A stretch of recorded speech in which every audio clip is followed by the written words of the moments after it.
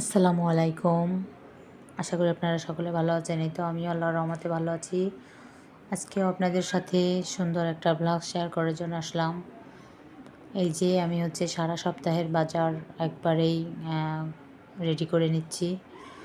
এগুলো বিকালবেলার বাজার। বিকালবেলা প্রজেক্ট থেকে এনেছে তাজা বাজার। এগুলো পূর্বাচলের সবজি, শাক সবজি যা কিছু আছে এগুলো সবই পূর্বাচলের। আসলে প্রতিদিন বাজার করা একটা ঝামেলা হয়ে যায়। তারপরেও তো মাঝে মাঝে দেখা যাচ্ছে একটু শাক এটা সেটা আনা লাগে, কাঁচামরিচ, টুকিটাকি সংসার মানেই তো নিত্য প্রয়োজনীয় জিনিসের চাহিদা। যাই হোক, এগুলো আস্তে আস্তে করে আমি সব রেডি করে নিচ্ছি। আসলে প্রতিদিন বাজার করা হয় না, দেখা যাচ্ছে দেশের অবস্থা ভালো থাকে না বা আবহাওয়া ভালো থাকে না, তো সময় হয় না। যাই হোক, সব কিছু গোছগাছ করে আজকে রান্নার কোনো ধারাবাহিকতা কিছুই বুঝলাম না। অল্প অল্প করে বারবার রান্না করা লাগছে, কেন জানি না, এলোমেলো হয়ে গেছে সব কিছু।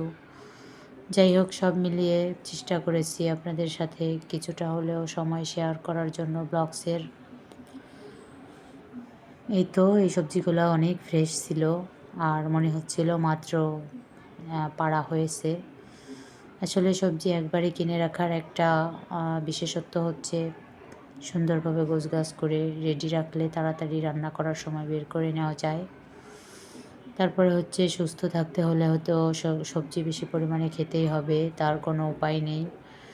এখন বর্তমান যে সময়, আসলে বেশিরভাগ মানুষ অসুস্থ হচ্ছে বাইরের খাবার থেকে, আর বাইরের যত তৈলাক্ত খাবার, ভাজা পোড়া যা আছে, বাইরের ফাস্ট ফুড, বিভিন্ন ধরনের খাবার, এগুলো থেকে মানুষ প্রচুর পরিমাণে অসুস্থ হচ্ছে। বেশিরভাগ শিশুরা অসুস্থ হচ্ছে বেশি, কারণ শিশুরা স্কুলে দেখা যাচ্ছে এগুলো বেশিরভাগ খাওয়া হয়। স্কুল কলেজে যারা পড়াশোনা করে স্টুডেন্টরা, তারাও বাইরের খাবারের উপরে বেশিরভাগ অভ্যস্ত থাকে।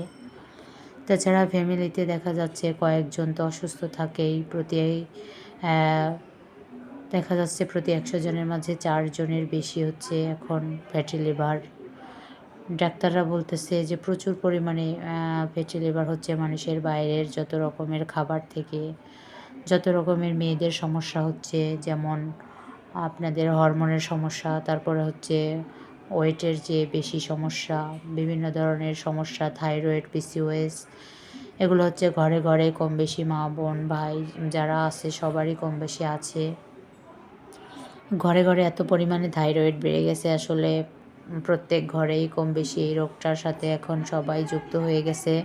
আগে কিন্তু মানুষ আসলে এরকমটা বেশি জানতো না, কিন্তু এখন ঘরে ঘরে পিসিওএস, থাইরয়েডের কারণে ইনফার্টিলিটি সমস্যা, যার ভোগান্তিতে আসলে শুধু মেয়েরাই ভোগে তা না, একটা পরিবার ভোগে, পুরো জাতি সহ ভোগে। একটা খুবই কষ্টকর যে এই রোগগুলো যার ভিতরে আছে বয়ে বেড়ায়, তার খুবই আসলেই কষ্ট, জীবন থেকে অনেক কিছুই চলে গেছে তার।